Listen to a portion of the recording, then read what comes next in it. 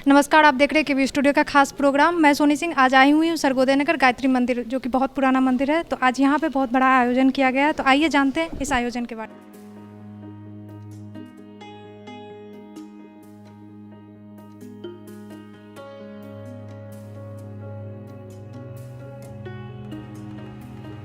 युवा अधिकारी को बहुत बहुत धन्यवाद देता हूं कि उन्होंने मुझे इस मंच का पर आने का अवसर दिया।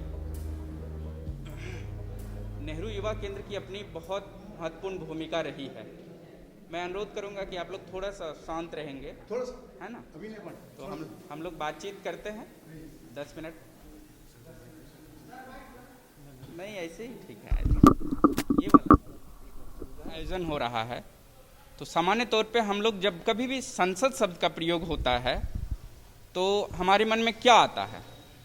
कोई बता सकते हैं? जब कभी भी कोई बात होती है कि संसद, तो सबसे पहले हमारे मन में क्या बातें आती होंगी? आप बताइए। जैसे सुनते हैं कि संसद है या सांसद महोदय हैं, क्या मतलब हमें समझ में आता है? कोई बता सकते हैं? जैसे हाँ, पार्लियामेंट समझ में आता है, वो लोगों तक पहुंचाया जाता है। राजनीति एक तरह का एक अवसर देता है जहां एक व्यक्ति अपने विचारों को रख पाता है ना? कि वो एक विचार के साथ चल रहे हैं। कोई भी विचार बुरा नहीं होता, कोई भी विचार खराब नहीं होता है, हर विचार बेहतर हो, अच्छा ही होता है। मामला केवल इतना होता है कि हम किसी विचारों को कितना आत्मसात करते हैं, यह महत्वपूर्ण होता है। तो जब आज हम संसद की बात कर रहे हैं, यहाँ पे आप युवा संसद की बात कर रहे हैं, मैं आप लोग शामिल हो रहे हैं, तो यहाँ पे कुछ मामले हैं, कुछ एजेंडा है जिस पे बातें होनी है। उसमें कुछ सामाजिक मसले हैं, बेटी बचाओ बेटी पढ़ाओ पे बातें होनी है। प्राकृतिक रूप से जो हाल के दिनों में क्षरण में वृद्धि हुई है, उसमें महत्वपूर्ण रूप से जो वायु प्रदूषण है, जल प्रदूषण है, जल का भूजल का में कमी आना है, वो हमारे लिए एक बहुत बड़ा मसला है। और यही मसला अंततः जाके राजनीतिक मसला बनता है, जिस पे कि हमारे सांसद महोदय, हमारी संसद इस पे डिस्कशन करती है। तो आज आप एक महत्वपूर्ण प्लेटफॉर्म पे महत्वपूर्ण बातें करने जा रहे हैं। हो सकता है कि भविष्य में आपकी ही इन बातों पे, या तो पूर्व में बहुत सारी बातें हो चुकी होगी, लेकिन आप कुछ ऐसी बातें करेंगे जो हो सकता है कि अब तक उस पर बातें नहीं हुई और भविष्य में उस पर बातें हों। हर मामले को आप गहराई से नहीं समझ सकते हैं, लेकिन प्रयास करें कि जो भी मामले सामने आते हैं उसको हम समझें और लोगों तक सही बात पहुंचाएं।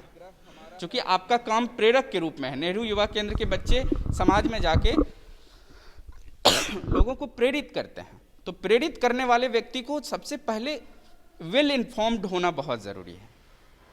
अगर आज किसी को आप बताएंगे कि पानी हमारे लिए पानी को क्यों बचाएं, तो उसके लिए बहुत ज़रूरी ये जानना होगा कि पानी हमारे लिए महत्वपूर्ण क्यों है और क्यों हम बचाए जाने के लिए प्रयास करें।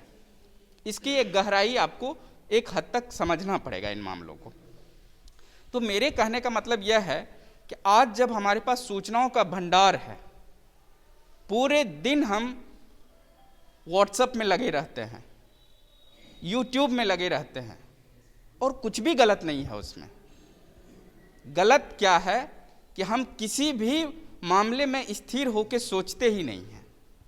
यूं फटाफट वीडियो बढ़ाते हैं, फटाफट कोई मैसेज बढ़ाते हैं, दूसरे को हम कितना जल्दी फॉरवर्ड कर सकते हैं, इस पे हमारा ध्यान बहुत ज़्यादा है, जबकि हमको ठहर के सोचने की ज़रूरत है। कोई तकनीक जब आती है तो किसी भी तकनीक का हमें सबसे महत्वपूर्ण फायदा क्या होता है? तकनीक का सबसे बड़ा फायदा होता है कि हमारी समय की बचत होती है। अगर कोई मशीन आया है, कोई फ़ोन आया है, कोई ट्रेन है, कोई बस है, तो हमारा समय बचता है। आज से 50 साल पहले, 20 साल पहले जब बैलगाड़ियों से कोई सफ़र करते होंगे तो उनको बेगूसराय से खगड़िया जाने में पूरा दिन लग जाता होगा। और आज आप मतलब चूंकि रोड ही हमारे यहाँ सबसे महत्वपूर्ण साधन है, तो हम 1 घंटे में पहुँच सकते हैं, 1.5 घंटे में पहुँच सकते हैं। लेकिन आप यह देखेंगे कि अभी जो नई तकनीक हमारे बीच में है वो हमारा समय खराब ही कर रहा है ज़्यादा, है ना? कम्युनिकेशन का मोड है व्हाट्सएप, फ़ोन, लेकिन हम क्या कर रहे हैं ना कि वो हमारा पूरा का पूरा समय ले रहा है। तो उसका बहुत बड़ा रीज़न यह है कि हम ठहर के सोच नहीं रहे हैं। एक यूथ को जितना सोचना चाहिए हम लोग उतना सोचने में अपना वक्त नहीं दे रहे हैं। तो मेरा यह आप लोगों से अनुरोध होगा कि आप लोग किसी भी मामले को थोड़ा सोचें और एक स्वस्थ बहस करें। मैंने शुरू में ही कहा, कोई भी विचार गलत नहीं है, कोई विचार खराब नहीं है। कुछ विचारों को क्या होता है कि कई बार प्रोपेगेंडा होता है। प्रोपेगेंडा को सामान्य अर्थ में इस तरह से समझ लें कि किसी विचार को अधिक से अधिक लोगों तक पेनिट्रेट करना है, अधिक से अधिक तक लोगों तक पहुंचा देना है, उसके विचारों में अपना विचार डाल देना है। तो उसके लिए तमाम तरह की प्रोपेगेंडा चलाई जाती हैं, तमाम तरह के इक्वेशन लगाए जाते हैं, बहुत तरह की बातें की जाती हैं।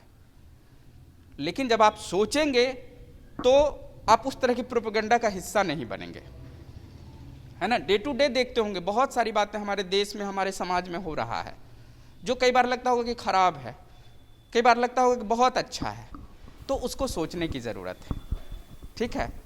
तो मेरा ये विशेष रूप से अनुरोध है, मैं जिला जनसंपर्क पदाधिकारी के रूप में मैं यहाँ पे आपके जिला में काम करता हूँ, तो मैं देखता हूँ कि कितना महत्वपूर्ण है एक सूचना का होना, है ना। और सूचना का किसी की मैं अभी यही जिक्र कर रहा था कि मैं 24/7 एक्टिव रहता हूँ। मैं 1 बजे रात को भी आपके जिला पदाधिकारी मुझे मैसेज करते हैं, 3 बजे रात में भी मैसेज करते हैं, और 2 बजे रात को भी हम लोग मैसेज करते हैं ग्रुप में, मीडिया ग्रुप में।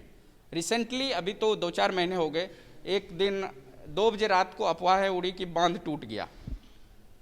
अब मान लीजिए कि अफवाह उड़ जाए, नीचे टूट जाए कि नीचे का बिल्डिंग टूट गया, आप लोग थोड़े रुकेंगे यहाँ पे, तुरंत सीढ़ी से उतर जाएंगे। तो ये तो चलिए ठीक है, लेकिन अगर कहीं बांध टूट जाए, ये वाली बातें आ जाए और बिल्कुल वो गलत हो, तो उसको जो है कि संभालने की जिम्मेदारी है हम लोगों की, हम सबकी जिम्मेदारी है। हम लोग तुरंत फॉरवर्ड ना करें चीज़ों को, हम समझने की कोशिश करें। तो आज जब आप यहाँ बातें करेंगे ना, तो उसको भी तुरंत किसी को फॉरवर्ड करने से पहले आज आप उस पर बैठ के विचार करेंगे, सोचेंगे, यहाँ से निकल के सोचेंगे कि आज जो बातें हमारे सीनियर्स ने बताया है, इतने अनुभवी व्यक्ति ने आपके साथ साझा किया है, तो हमको उस पर विचार करने की ज़रूरत है। तो मैंने अधिकारी जी को पहले ही ये कहा था कि मैं आपके इन मसलों पे कम बातें करूँगा, मैं युवा से ज़्यादा बातें करना चाह रहा हूँ। तो मेरा यही है, 2-3 जो महत्वपूर्ण बातें हैं कि आप लोग हमेशा आत्मविश्लेषण करें, अपने लिए जाने वाले निर्णय के बारे में सोच लें। निर्णय का परिणाम क्या होगा उसके बारे में तो सोच भी नहीं सकते आप, लेकिन जो निर्णय ले रहे हैं उसके बारे में ज़रूर सोचिए। छोटे से छोटे निर्णय में आपको सोचना पड़ेगा, और जो निर्णय आज ले लिए हैं उसको विश्लेषण कर लें कि क्या वो ठीक रहा, नहीं रहा, क्यों नहीं रहा, ताकि अगला जो स्टेप आपका हो वो बेहतर हो। तो ये सारी बातें महत्वपूर्ण है ना। कोई भी व्यक्ति जिम्मेदारी वाले पद पे होते हैं, कोई व्यक्ति, अगर ये व्यक्ति यहाँ पे है, मैं हूँ, तो मुझे एक जिम्मेदारी है, तो मेरी अपनी जिम्मेदारी, लेकिन सामने वाले की भी जिम्मेदारी है। हर व्यक्ति की अपने समाज के प्रति रिस्पॉन्सिबिलिटी है ना। तो कोई ऐसा काम नहीं करेंगे, आज यह भी शपथ लें आप सभी युवा, कोई ऐसा कार्य नहीं करें जिससे कि आपको व्यक्तिगत नुकसान हो, सामाजिक रूप से कोई नुकसान हो जाए। इस बात का आप लोग ध्यान रखें। इसी क्रम में महत्वपूर्ण जो आज का विषय है उसमें बेटी बचाओ बेटी पढ़ाओ के बारे में मुझे लगता है संजय गौतम जी ज़्यादा इन क्षेत्रों में काम करते रहे हैं लगातार, तो वो बात करेंगे और अन्य लोग भी बात करेंगे। कैच द रेन एक इवेंट है, प्रोग्राम है जो भारत सरकार द्वारा चलाए जा रहे हैं। बिहार सरकार में जल जीवन हरियाली अभियान के रूप में कार्यक्रम चलाए जा रहे हैं पिछले 1-1.5 साल से। जल जीवन हरियाली में 11-12 कंपोनेंट हैं, जिसका मूल उद्देश्य यह है कि आने वाले समय में हमें जो जलवायु परिवर्तन के प्रभाव हो रहे हैं उसको कैसे हम लोग कम कर सकते हैं। एक वर्ड होता है मिटिगेशन इंग्लिश में। जब हम क्लाइमेट चेंज की बात करते हैं तो हम कभी भी नहीं कहते हैं कि हम ख़त्म कर देंगे, हम कहते हैं मिटिगेशन करेंगे, उसका उपशमन करेंगे। जलवायु परिवर्तन ना तो कोई पहली बार हुआ है ना कोई अंतिम बार हो रहा है। जलवायु परिवर्तन अब तक हम लोग को 4 बार हो चुका है, ठीक है। जो हम लोग अपने सामाजिक सांस्कृतिक वो में बात करते हैं ना, कलयुग सतयुग, उसको हम वैज्ञानिक भाषा में कहते हैं गुंज, मिंडेल, रीस और वुर्म। 4 बार अब तक जलवायु परिवर्तन हुए हैं। तो ये कोई नई बात नहीं है, बस बात नई क्या है कि हम लोगों ने जलवायु परिवर्तन की गति को बढ़ा दिया है। ठीक है, पहले जितना पीरियड में होता था अब उससे थोड़ी जल्दी हो जा रही है, और इसका नतीजा हमारे सामने है। इस बार पूरे साल बारिश हुई, और जब बारिश हुई तो जम के बारिश हुई। सर्दी इस बार आपने महसूस किया होगा रिसेंटली कि 4-5 दिन ऐसी सर्दी हुई कि लगा कि मतलब हम लोग कश्मीर जैसे एरिया में रह रहे हैं। ये सब उसका प्रभाव है। तो हमने उसकी गति को बढ़ा दिया है। तो आप ये सोचिए कि आने वाले दिनों में जब आप अभी ये चीज़ झेल रहे हैं तो आज से 100 साल बाद क्या हो रहा होगा। एसडीजी बोलते हैं, सस्टेनेबल डेवलपमेंट गोल, जो यूनाइटेड नेशंस की तरफ से एक तय किया गया जाता है, उसमें तमाम मसले होते हैं। तो उसका भी एक बहुत बड़ा ये है कि हमें इन जो जलवायु परिवर्तन है इसकी गति को कम करते हुए हम जो टाइम फ्रेम है उसको लंबा करें, है ना। तो उस क्रम में क्या होगा कि मान लीजिए कि अभी ही गर्मी शुरू हो गई, मार्च फर्स्ट वीक है, और हम लोग हो सकता है कि 15 मार्च या 20 मार्च के बाद मई जैसा गर्मी फील करें। वैसी स्थिति में पानी का अभाव होना स्वाभाविक है। और जिस तरह से हम लोग पानी का दोहन कर रहे हैं, जिस तरह से हम लोग कंक्रीट का दीवार खड़ा कर रहे हैं, किए जा रहे हैं, पेड़ों को लगातार काट रहे हैं, इसमें कोई शक नहीं है कि ये हमारे लिए ही नुकसानदेह है। तो हम लोग तो फिर भी झेल लेंगे अगले 50 साल में। उनका सोचिए जो आपका अगला जनरेशन होगा, उन पे क्या बीतेगा। WHO का यह कहना है कि 5 लाख आदमी केवल स्किन डिजीज से मर जाएंगे जलवायु परिवर्तन की वजह से, खुजलियों की वजह से मर जाएंगे, क्योंकि इतना स्वेटिंग होगा, इतना पसीना निकलेगा कि आप उस पर कंट्रोल नहीं कर सकते। आप इससे अंदाजा लगाइए कि आपके लिए कितना आने वाले समय में बुरा वक्त आने वाला है। तो बुरा वक्त आए इससे पहले एक सजग जीव होने के नाते हमारा यह कर्तव्य है कि हम उसके प्रति अभी से ही सावधानियां रखें, जो भी सुरक्षा के उपाय हो सकते हैं उसको करें, और इसके लिए लोगों को प्रेरित करें। तो कैच द रेन एक कंपोनेंट है उसका, कि पानी को यूं ही बर्बाद ना करें। हम लोग कभी सोचते भी नहीं हैं कि जब हम कपड़ा साफ करते हैं तो उसमें कितना डिटर्जेंट, सर्फ साबुन डाल के वो पानी बर्बाद हो जाता है ना। उसका कोई उपयोग नहीं है, वो ज़मीन में जाके ज़मीन को भी खराब कर रहा है। लेकिन उसका कोई विकल्प तो हमें तैयार करना होगा। तो उसके लिए यही होगा कि हम मिनिमम जो है कि पानी बर्बाद करें। जितना भरसक हो सकता है हम रेन वाटर को रिजर्व कर सकते हैं। तालाब को हम ज़्यादा ज़्यादा बढ़ा सकते हैं।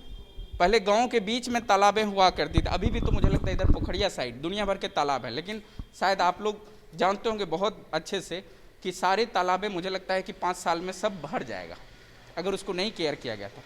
इस बार लोहिया नगर में पूरा पानी जम के रहा 2 महीने 1 महीने।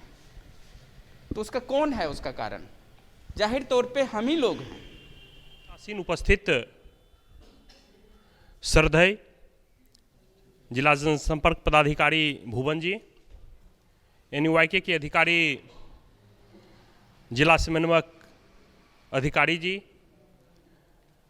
हमारे छोटे भाई युवा मित्र ब्रजेश जी, पाठक जी, और सारे यहाँ पर जितने हैं छोटे छोटे भाइयों और बहनों,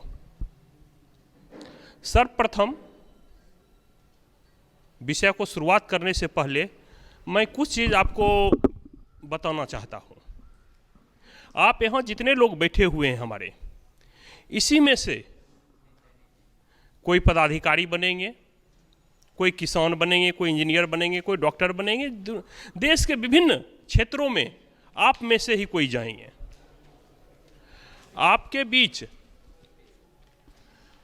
भुवन जी एक ऐसे पदाधिकारी हैं, पदाधिकारी बाद में हैं, जो सोशल कहा जाता है, जो सामाजिक ज्ञान हमें जीवन में सिखाया जाता है, जिस किताबों में सिर्फ व्यवसायिक नहीं बल्कि समाज में जीने का और कहा जाता है कि मनुष्य एक सामाजिक प्राणी है, वह सीखने का प्रेरणा ऐसे पदाधिकारी से मिलता है। जिस कोरोना महामारी में लोग घर से बाहर नहीं निकल रहे थे,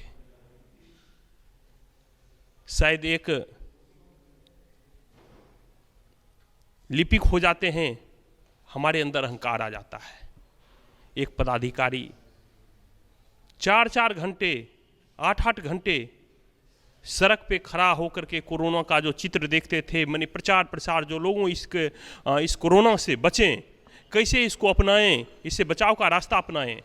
एक सामाजिक जीवन और एक सोशल नेचर के व्यक्ति के रूप में इन्होंने सोसाइटी में जो अपना योगदान दिया, आम लोगों के बीच जो योगदान दिया, यह राजा और रंक दोनों के लिए समान पदाधिकारी हैं। ईश्वर करें इनकी प्रेरणा, क्योंकि बड़ों की प्रेरणा ही हमें जीवन में आगे बढ़ने की शिक्षा देती है। विवेकानंद जी की प्रेरणा हमारे देश के युवाओं को आगे बढ़ने की प्रेरणा देती है। ऐसे पदाधिकारी की प्रेरणा हमारे जीवन में भी एक परिवर्तन के रूप में आएगा और अच्छे से बेहतरीन जीवन शैली को समाज के साथ लेकर के आगे बढ़ सकते हैं। एक बार जोरदार ताली इनके लिए। फिर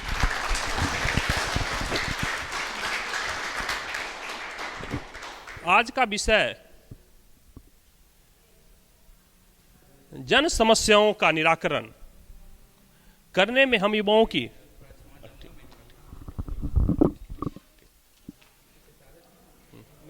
सभी से रिक्वेस्ट करता हूँ, एक बार तालियों से सर को धन्यवाद दें।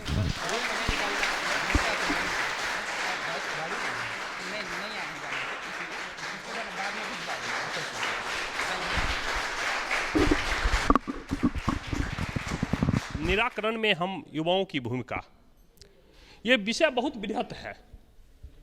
इस विषय के बारे में अगर चर्चा करते हुए और हम पढ़ते रह जाएं तो लगता है महीने दिन भी बीत जाएंगे, लेकिन जन समस्याओं का अंबार लगा ही रहेगा और उसके निराकरण के हम बिंदु जो है कम पढ़ पाएंगे।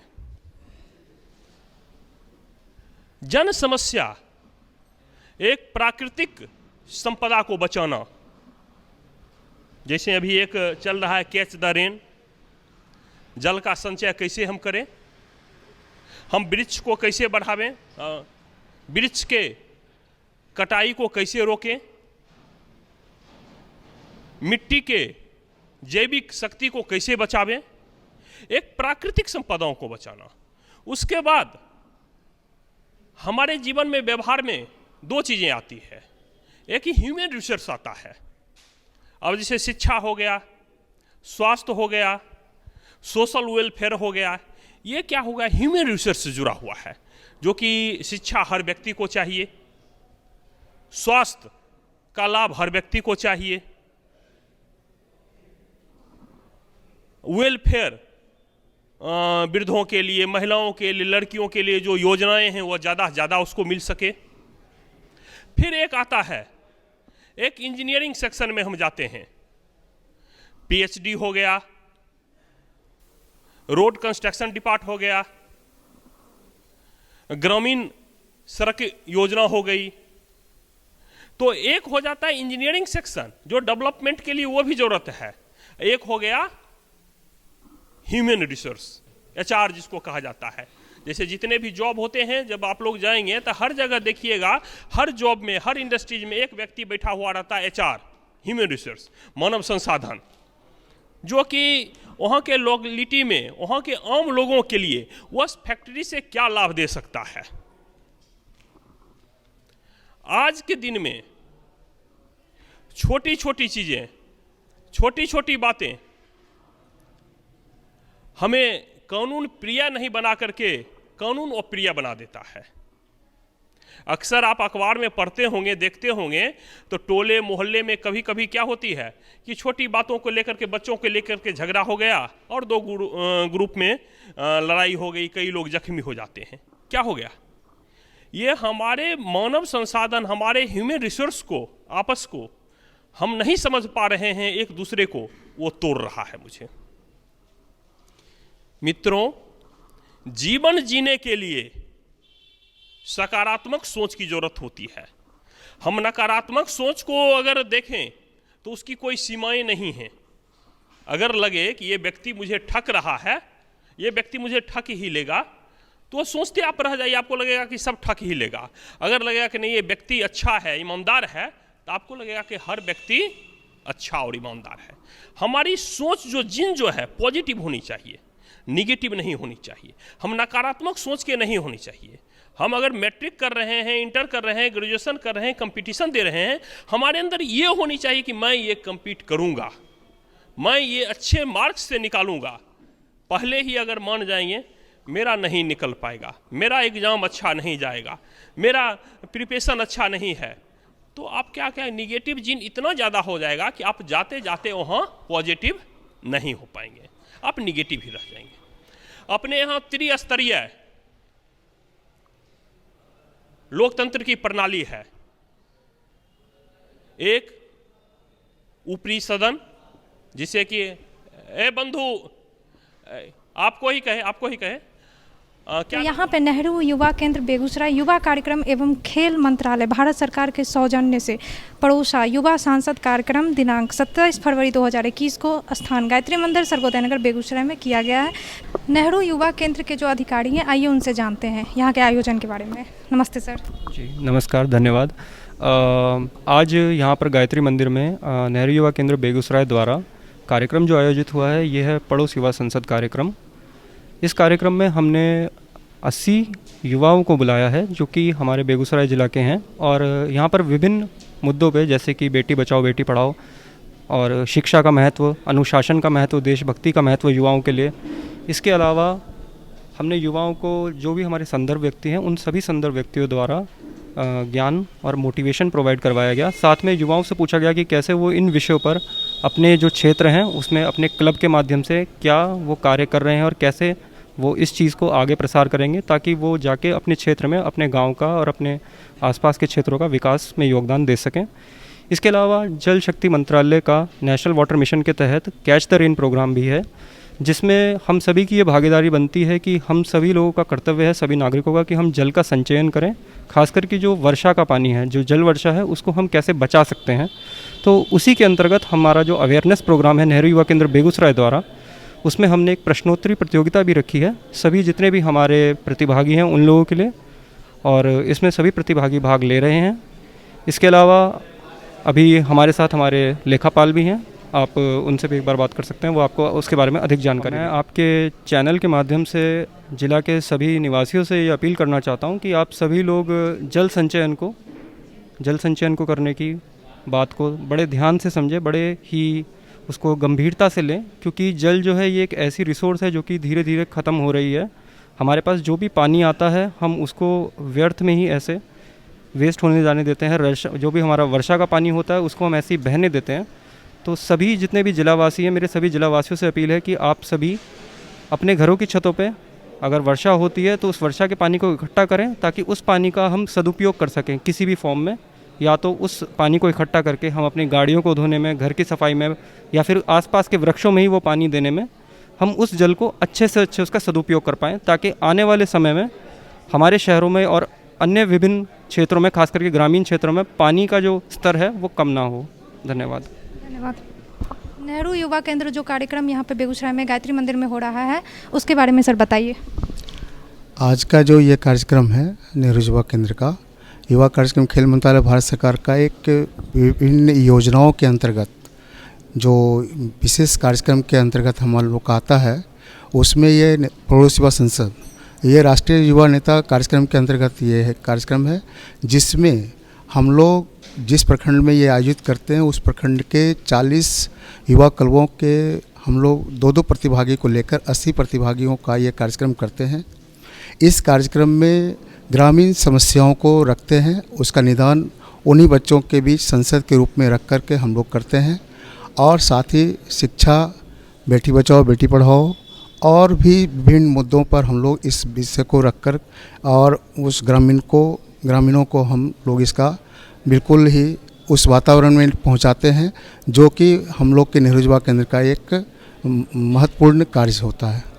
आज जिन्हें वक्ता के रूप में यहाँ बुलाया गया है, तो आइए इनसे जानते हैं आज के कार्यक्रम के बारे में। नमस्ते सर। नमस्ते सर, आज जो कार्यक्रम यहाँ पे किया गया है उसके बारे में बताइए सर। आज नेहरू युवा केंद्र परिवार की ओर से पड़ोस युवा सांसद का जो कार्यक्रम रखा गया, इसमें विभिन्न विषयों को यहाँ पर बच्चों के बीच, युवाओं के बीच नेहरू युवा केंद्र परिवार के द्वारा विभिन्न वक्ताओं के द्वारा संबोधित करवाए गए और संपूर्ण जिले से सभी प्रखंडों से जो नेहरू युवा केंद्र परिवार के जो बच्चे थे, स्वयंसेवक थे, युवा थे, वो यहाँ इस कार्यक्रम में शिरकत किए और पूरे दिन भर का जो इस कार्यक्रम चल रहा है, अभी आप देख रहे हैं यहाँ पर प्रश्नोत्तरी कार्यक्रम चलाया जा रहा है जिससे बच्चों का ज्ञानवर्धन हो।